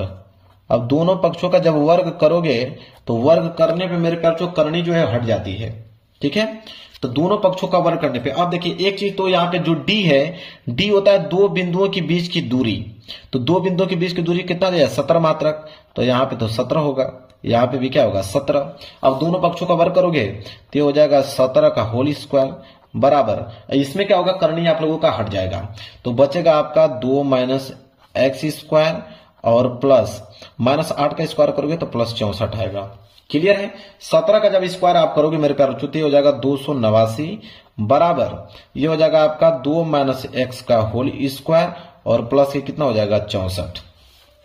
अब ये हो जाएगा मेरे प्यारे बच्चों 289 और प्लस 64 इधर आएगा तो -64 बराबर ये हो जाएगा 2 - x का होल स्क्वायर। होगा कि नहीं, बिल्कुल। 289 में से 64 घटा दीजिए, कितना बचेगा 225, बिल्कुल सही। इधर हो जाएगा 2 - x का होल स्क्वायर। अब यहाँ पे 2 - x जो है इसको रहने दो, यह स्क्वायर में है, इसको अगर इधर भेज दोगे तो ये आपका वर्गमूल में हो जाएगा, तो 225 वर्गमूल, तो 225 का वर्गमूल आएगा प्लस -15, क्योंकि वर्गमूल प्लस माइनस में निकलता है, 225 का वर्गमूल 15 होता है, बराबर ये हो जाएगा आपका 2 - x। क्लियर है, तो एक बार प्लस लेने पे एक बार माइनस लेने पे, देखिए तो एक बार प्लस लोगे तो इधर हो जाएगा सिर्फ 15 बराबर 2 - x, तो हो जाएगा आपका 15 और ये इधर हो जाएगा आपका प्लस 2 इधर आएगा तो -2 और बराबर 2 जाएगा माइनस एक्स। 15 में से 2 जाएगा तो कितना बच जाएगा 13 बराबर माइनस एक्स। अब यहाँ पे x बराबर कितना जाएगा माइनस के 13। तो x बराबर माइनस 13 आ गया मेरे प्यारे बच्चों, कोई दिक्कत नहीं। और एक बार क्या लेंगे हम लोग माइनस लेने पे, ठीक है, एक बार माइनस लेने पे तो यहाँ पे जो प्लस 15 था अब हो जाएगा माइनस 15। तो माइनस 15 बराबर क्या हो जाएगा 2 माइनस के x, होगा कि नहीं। तो हो जाएगा माइनस 15 और प्लस 2 इधर आएगा तो माइनस 2 बराबर माइनस x। तो हो जाएगा माइनस के 17 बराबर माइनस x। माइनस से माइनस कैंसिल तो x बराबर कितना आ गया 17। तो एक तो x बराबर 17 आ गया और एक आपका x बराबर माइनस का 13 आ गया। क्लियर है मेरे प्यारे बच्चों, कोई डाउट आप लोगों के लिए नहीं होना चाहिए। चलिए ये हो जाएगा इसका आंसर। चलिए अगला प्रश्न बढ़ते हैं ख की तरफ। ख वाला प्रश्न है, यहाँ पे बोला है कि बिंदु 1,4 a,-2 और -3,16 संरेख हैं, तो a का मान ज्ञात कीजिए। यह प्रश्न 2 नंबर के लिए है। तो अब यहाँ पे 3 बिंदु हैं जो कि संरेख हैं और a का मान पूछा है। तो जब भी 3 बिंदु देने के बाद संरेख बोले तो उस समय होता है कि त्रिभुज का क्षेत्रफल जो होता है 0 के बराबर हो जाता है। अगर 3 बिंदु है और तीनों बिंदु अगर संरेख हो जाएं तो उनसे बनने वाले त्रिभुज का जो क्षेत्रफल होता है मेरे पास जो शून्य होता है। इस बात को आप नोट कर लेना। तो अब देखिए यहाँ पे एक हम छोटा सा त्रिभुज बना लेते हैं समझने के लिए, ठीक है। एक छोटा सा मैंने एक त्रिभुज बना लिया, यहाँ पे कोई दिक्कत नहीं होना चाहिए। और यहाँ पे 3 बिंदु दिया था, एक आपका 1,4 दिया था और एक बिंदु आपका दिया था a,-2 दिया था और एक बिंदु जो था उसका था -3,16 था। तो 3 बिंदु था, तीनों बिंदु को मैंने यहाँ पे लिख दिया। देखिए तीनों बिंदु था, तीनों बिंदु को मैंने यहाँ पे लिख दिया। कह रहा संरेख है तो a का मान ज्ञात कीजिए। तो यहाँ पे देखिए यह मान तो हो जाएगा आपका x1, y1 और यह मान हो जाएगा आपका x2, y2 और इसको हम लोग मान लेंगे x3, y3। कोई दिक्कत नहीं होना चाहिए। अब हम लोग जानते हैं कि जब तीनों बिंदु संरेख हैं तो त्रिभुज का क्षेत्रफल 0 के बराबर होगा। तो त्रिभुज का क्षेत्रफल का फार्मूला क्या कहता है, यहाँ पे लिखेंगे कि त्रिभुज का क्षेत्रफल, त्रिभुज का क्षेत्रफल, जब त्रिभुज का क्षेत्रफल यहाँ पर निकालोगे मेरे प्यारे बच्चों तो त्रिभुज का क्षेत्रफल यह फार्मूला कहता है कि 1/2, यहाँ पे हो जाएगा 1/2, इसके बाद x1 कोष्टक में y2 - y3, इसके बाद प्लस यहाँ पे हो जाएगा x2 y3 - y1, फिर प्लस यहाँ पे हो जाएगा x3 और x3 हो जाएगा फिर कोष्टक में हो जाएगा इसका y1 - y2, ठीक है, बराबर क्या हो जाएगा 0, ठीक है, बराबर 0। अब देखिए यहाँ पे वैल्यू को पुटअप करना है। कैसे वैल्यू को पुटअप करेंगे हम लोग, अब देखिए यहाँ पे दिया हुआ है 1/2, तो आप लिखोगे 1/2 कोष्टक में x1 का मान कितना हुआ है, x1 का मान यहाँ पे 1 दिया हुआ है तो लिखेंगे 1, ठीक है। और कोष्टक में y2 का मान है -2, इसके बाद है आप लोगों का माइनस लगाओगे -y3 का मान है 16, इसके बाद प्लस x2 का मान कितना दिया हुआ है a, इसके बाद y3 का मान कितना है 16 माइनस y1 का मान कितना है 4 और बीच में लगाओगे प्लस, इसके बाद हो जाएगा x3 का मान है -3 और इसके बाद y1 का मान कितना है, y1 का मान है आपका 4 और माइनस y2 का मान है -2 बराबर में हो जाएगा यहाँ पे 0। क्लियर है। चलिए अब कैसे हल करेंगे, आप देखिए मेरे प्यारे बच्चों यह 2 गुणा में है, अरे ये जो 2 है भाग में है, 1/2 का मतलब 2 भाग में है। जब इधर जाएगा तो गुणा में, तो 0 को गुणा जब 2 में होगा तो 0 होगा। इधर बच जाएगा सिर्फ आप लोगों का 1, तो इधर तो बच गया आप लोगों का 1, ठीक है। और यहां पे हो जाएगा 1 कोष्टक में -2 और -16 -18, इसके बाद हो जाएगा यहाँ पे a और 16 में से 4 जाएगा तो कितना बच जाएगा 12, ये हो जाएगा 12 और ये हो जाएगा प्लस को गुणा माइनस में करोगे तो हो जाएगा आपका माइनस 4 और माइनस प्लस, तो 4 और प्लस 2 कितना हो जाएगा मेरे प्यारे बच्चों 6, तो ये हो जाएगा आपका माइनस के, ये बीच में प्लस लिखिए, ये हो जाएगा -3, ठीक है, और ये हो जाएगा आपका 6 बराबर 0। इसके बाद हो जाएगा -18 और प्लस 12a और जब ये गुणा करोगे तो 6 × 18 माइनस ये कितना आ जाएगा 18 बराबर 0। तभी देखिए -18 कितना हो जाएगा -36 प्लस 12a बराबर 0। तो ये हो जाएगा 12a बराबर -36 उधर जाएगा तो +36 और इसको काटा दीजिए 12 3 36। तो a बराबर कितना आ जाएगा 3। तो a बराबर 3 जो है इस प्रश्न का राइट आंसर हो जाएगा। देखिए कितना ज्यादा आसान तरीके से मैंने इसको समझाया, बिल्कुल एक एक कैलकुलेशन करके। चलिए तो इसका बिल्कुल a बराबर क्या हो जाएगा 3 जो इसका राइट आंसर हो जाएगा। अगले प्रश्न की तरफ बढ़ेंगे। अगला प्रश्न है यहाँ पे प्रश्न संख्या ग। ठीक है, कह रहा है कि सिद्ध कीजिए कि 1 प्लस साइन थीटा बटे cos theta plus cos theta बटे 1 प्लस साइन थीटा। ठीक है, यह जो है 2 सेक थीटा के बराबर है। 2 नंबर सिद्ध करने के लिए बोला है कि सिद्ध कीजिए कि यह इसके बराबर होगा। यह LHS है RHS, तो LHS को लेकर RHS सिद्ध करना है। देखिए कैसे करेंगे इसको। देखिए जो LHS दिया है इतना पार्ट को हम लोग यहाँ पे नोट करते हैं। तो इसको नोट करेंगे तो हो जाएगा मेरे प्यारे बच्चों 1 और plus sine theta, 1 plus sine theta और बटे में क्या था कॉस थीटा और प्लस इधर है आपका कॉस थीटा और बटे में है 1 प्लस साइन थीटा। इसको हल करके हमें 2 सेक थीटा लाना है। तो चलिए LHS पार्ट है, इसको हम लोग हल करते हैं। ठीक है, यहां आप लिखेंगे LHS। ठीक है, LHS पार्ट को लेने पे अब ध्यान दीजिए कि इसका हम लोग निकालेंगे LCM। तो ये हो जाएगा LCM कॉस थीटा और कोष्टक में 1 प्लस साइन थीटा। ये हो जाएगा इसका LCM मेरे प्यारे बच्चों। कॉस थीटा से कॉस थीटा कैंसिल, बच जाएगा 1 प्लस साइन थीटा और 1 प्लस साइन थीटा का गुणा 1 प्लस साइन थीटा में हो जाएगा। तो ये हो जाएगा आपका 1 प्लस साइन थीटा का होल स्क्वायर। होगा कि नहीं, बिल्कुल। प्लस इसी तरह यह वाला कैंसिल, कॉस थीटा इधर कॉस थीटा, कॉस थीटा का गुणा कॉस थीटा में करोगे तो ये हो जाएगा आपका कॉस स्क्वायर थीटा। होगा, बिल्कुल। यहां तक समझ में आ गया आप लोगों को। चलिए अब क्या है 1 प्लस साइन थीटा है स्क्वायर, a प्लस बी का होल स्क्वायर इसके रूप में तोड़ देते हैं। तो a square plus B square, B आपके पास साइन है तो हो जाएगा sine square theta plus 2ab, तो 2ab। ठीक है, तो 2 इंटू ए मतलब 1, तो 2 को गुणा 1 में करोगे तो 2 और b का मतलब साइन थीटा, तो हो जाएगा 2 साइन थीटा और प्लस ये हो जाएगा आपका कॉस स्क्वायर थीटा और बटे में मेरे प्यारे बच्चों क्या हो जाएगा, जो चीज दिया उसको नोट कर लीजिए, कॉस थीटा और कोष्टक में 1 प्लस साइन थीटा। अब दीजिए हम लोग फार्मूला जानते हैं कि sine square theta plus cos square theta बराबर 1। तो यह तो 1 इसी तरह रहेगा और यह फार्मूला से आ जाएगा sine square theta plus cos theta square बराबर 1 होता है और प्लस ये हो जाएगा आपका 2 साइन थीटा।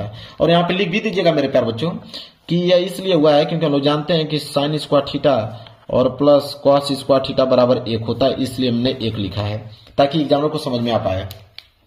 और नीचे जो है मेरे प्यारे बच्चों हो जाएगा आपका कॉस थीटा और कोष्टक में 1 प्लस साइन थीटा। अब देखिए एक क्या हो जाएगा 2, तो 2 प्लस 2 साइन थीटा और बटे में तो यही होगा आपका कॉस थीटा कोष्टक में 1 प्लस साइन थीटा बराबर, यहाँ 2 कॉमन ले लीजिए, 2 कॉमन ले गए तो यहाँ पे हो जाएगा 1 प्लस इधर बच जाएगा आपका साइन थीटा और नीचे जो है वो हो जाएगा आपका कॉस थीटा कोष्टक में 1 प्लस साइन थीटा।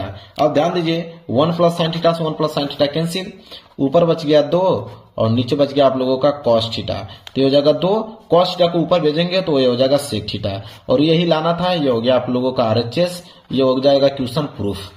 कितना सिंपल है मेरे प्यारे, इसलिए इसको तेजी से मैं थोड़ा समझाया हूं आप लोगों को, कोई भी दिक्कत नहीं होना चाहिए। चलिए आगे बढ़ते हैं।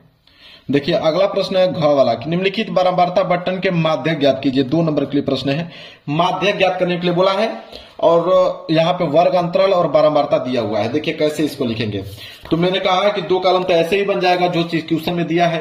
एक कॉलम हम बनाएंगे वर्ग अंतराल का, चलिए बनाते हैं। ये कॉलम बन जाएगा वर्ग अंतराल का, वर्ग अंतराल का एक कॉलम बन गया, क्लियर है। और एक कॉलम बनाएंगे बारंबारता का, यह कॉलम बनेगा बारंबारता का, बारंबारता जिसे हम लोग क्या कहते हैं F कहते हैं। और एक कॉलम बनेगा संचयी बारंबारता के, क्योंकि हम माध्य ज्ञात कर रहे हैं, ठीक है। तो ये हो जाएगा आपका संचयी बारंबारता। संचयी बारंबारता को हम लोग CF से डिनोट करते हैं, अभी मैंने जस्ट आप लोगों को बताया था CF से। अब जो वर्ग अंतराल दिया हुआ है कि 0 से लेकर 10, 10 से 20, 20 से 30, 30 से 40, 40 से 50, इसको नोट कीजिए। तो ये हो जाएगा आपका 0 से लेकर 10, ये हो जाएगा 10 से लेके 20, ये हो जाएगा 20 से लेके 30, ये हो जाएगा 30 से लेके 40 और एक था आपका 40 से लेके 50। जो दिया है उसको मैंने नोट कर लिया। इसी तरह बारंबारता, इसका 6, इसका 9, इसका 20, इसका 15, इसका 9, तो इसका हो जाएगा 6, इसके बाद क्या था यहाँ पे 9, 9 के बाद था 20, 20 के बाद था 15, 15 के बाद 9। क्लियर। चलिए सच्चाई बारंबारता किसे निकाला जाता है, तो सच्चाई बारंबारता निकालना है तो 6 है, तो 6 में 9 जोड़ोगे तो कितना हो जाएगा 15, 15 में 20 जोड़ोगे तो 20 10 30 5 कितना हो जाएगा 35, और 35 में 15 जोड़ोगे तो 50, 50 में 9 जोड़ोगे तो 59। क्लियर है। अब हम जानते हैं कि ये होता है योग, तो n बराबर कितना जोड़ोगे तो कितना आ जाएगा 59 आएगा। ठीक है। अब हम माध्यक वर्ग निकालेंगे। माध्यक वर्ग निकालने के लिए यहां पे अगर हम निकालेंगे माध्यक वर्ग, माध्यक वर्ग कैसे निकलता है n/2, तो माध्यक वर्ग निकालने के लिए n/2 कीजिए, मतलब 59 का आप आधा कीजिए।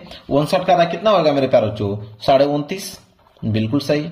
29.5 किस में आएगा, आप ही देखिए 29.5 आ जाएगा 35 के बीच। ठीक है। और 35 का कारण जो 20 30 है वर्ग अंतराल, यह माध्यक वर्ग कहलाएगा। तो 20 30 माध्यक वर्ग कहला गया। अब इसमें 20 जो है मेरे प्यारे बच्चों, ये 20 जो है एल का मान कहलाएगा, निम्न वर्ग सीमा।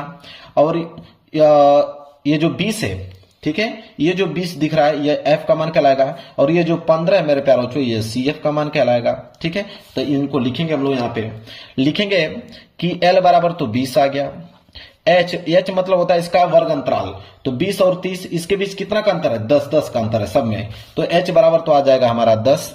इसके बाद एफ बराबर आ गया हमारा 20, इसके बाद आ गया सी बराबर आ गया हमारा 15। कितना सिंपल है।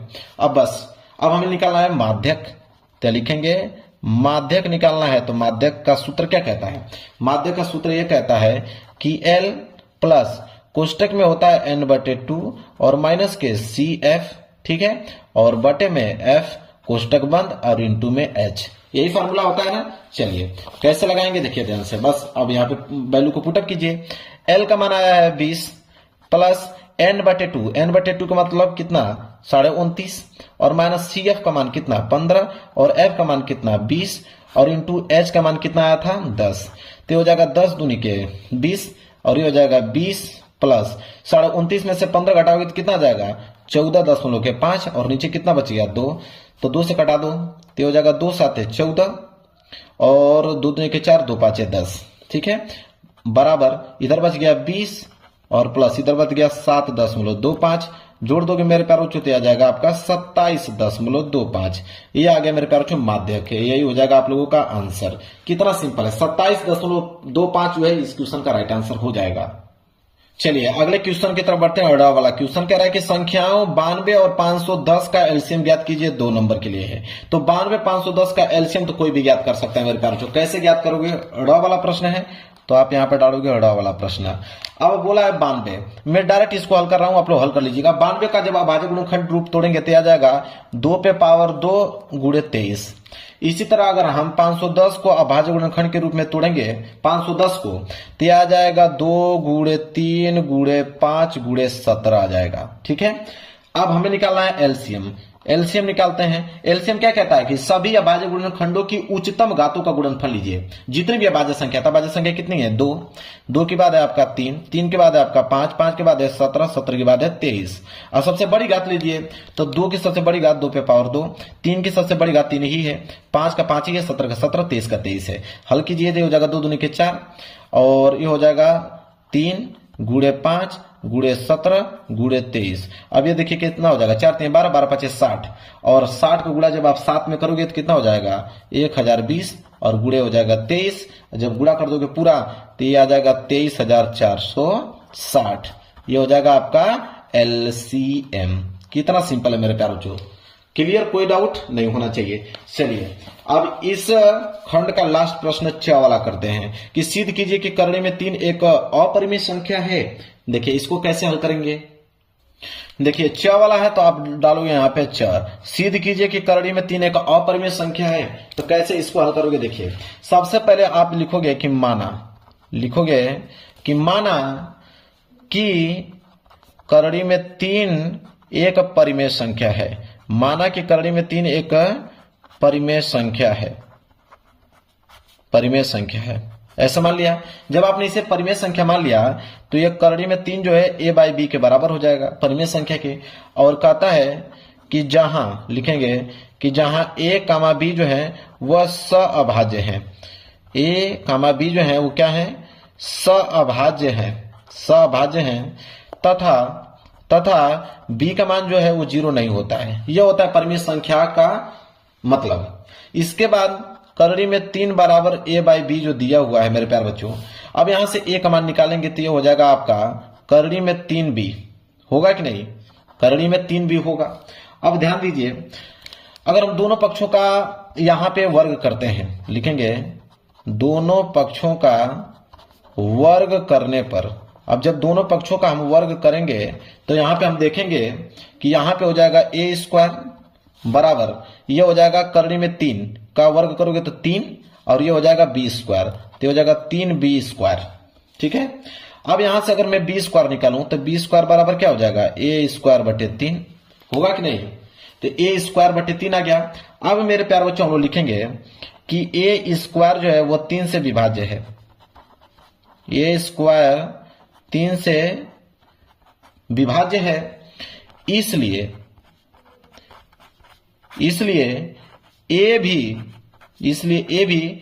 3 से विभाज्य होना चाहिए, 3 से विभाज्य होना चाहिए। ठीक है, लिखेंगे कि हम a बराबर 3c लिख सकते हैं। अब a बराबर 3c लिख सकते हैं, लिखेंगे कि जहां c एक क्या है पूर्णांक है, जहां c एक क्या है पूर्णांक है। अब मेरे प्यारों से करोगे क्या कि अब a बराबर 3c, जहां पे भी a दिख रहा है वहां पे 3c लिखो। तो अगर यहां पे a बराबर 3c लिखोगे तो ये हो जाएगा आपका a की जगह पे 3c लिखोगे तो ये हो जाएगा 3c का होल स्क्वायर बराबर हो जाएगा 3b स्क्वायर। अब यहां पे हो जाएगा 3 तिहाई 9c स्क्वायर बराबर 3b स्क्वायर होगा कि नहीं, बिल्कुल। अब 3 तिहाई 9 तो हो जाएगा 3c स्क्वायर बराबर b स्क्वायर होगा, बिल्कुल। जब इतना हो जाएगा तो आप लिखिएगा कि b स्क्वायर 3 से विभाज्य है। अगली लाइन लिखिएगा कि b स्क्वायर 3 से विभाज्य है तथा b भी 3 से विभाज्य होना चाहिए, b भी 3 से विभाज्य होना चाहिए, b भी 3 से विभाज्य होना चाहिए, ऐसे लिखेगा b भी 3 से विभाज्य होना चाहिए, इतना लिख दोगे। इसके बाद लिखोगे कि चूंकि हम जानते हैं कि a और b दोनों 3 से विभाज्य हैं, a और b दोनों 3 से विभाज्य हैं, वे सभाज्य नहीं है, वे सभाज्य नहीं है। सभाज्य वो होता है जो सिर्फ एक से कटे, ये तो 3 से दोनों कट रहा है, तो वे सभाज्य नहीं है, वे सभाज्य नहीं है। फिर लिखोगे कि यह हमारी प्रारंभिक धारणा, यह हमारी प्रारंभिक धारणा का खंडन करता है, यह हमारी प्रारंभिक धारणा का खंडन करता है कि a और b सभाज्य थे, कि a और b जो है वह सअभाज्य थे। ठीक है, यह हमारी धारणा गलत है, इसलिए लिखेंगे इसलिए हमारी जो धारणा है गलत है, इसलिए हमारी धारणा गलत है।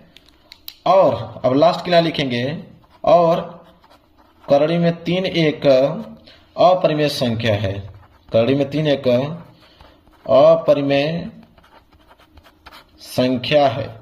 देखिए ऐसे भाई लिखना है तो मैं थोड़ा जल्दी जल्दी लिखूंगा तभी समझ में आएगा, नहीं तो ज्यादा समय हो जाएगा आप लोगों का। समझ में आ गया? चलिए अब मेरे प्यारों ये घंटा से पार हो गया। अब यहाँ पे प्रश्न संख्या 22, अब 4 नंबर वाले प्रश्न और 6 नंबर वाले प्रश्नों को मैं अलग से वीडियो बनाऊंगा, ठीक है, उसमें वो प्रश्न रहेंगे। वीडियो पसंद आए तो वीडियो को लाइक कर देना, चैनल पर नए हो तो चैनल को जरूर सब्सक्राइब कर लेना। मिलेंगे प्यारे से नेक्स्ट वीडियो में, तब तक के लिए धन्यवाद।